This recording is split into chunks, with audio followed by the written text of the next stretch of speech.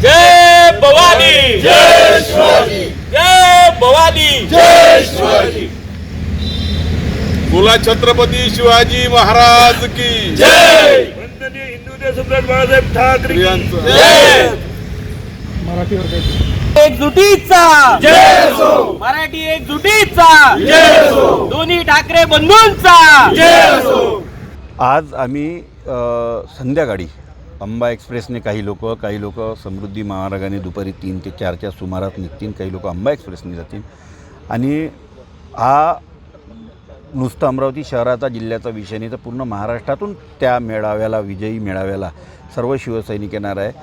आणि हा आनंदाचा क्षण आहे की दोन्ही ठाकरे आजपर्यंत जे कधी 20 वर्षात एकत्र आले नाही, आज ते एका मराठीच्या मुद्द्यावर हे एकत्र येत आहे. त्यासाठी आम्ही सर्वजणं त्यांच्याही स्वागतासाठी आणि मराठीच्या स्वागतासाठी आम्ही सर्वजणं एकजुटीनं ताकदीने इथून जाणार आहोत. मराठीचा मुद्दा सन्माननीय साहेबांनी जो रेटून लावला होता, त्या मराठीच्या मुद्द्याला सगळ्यांनी प्रतिसाद देऊन पाठिंबा दिला.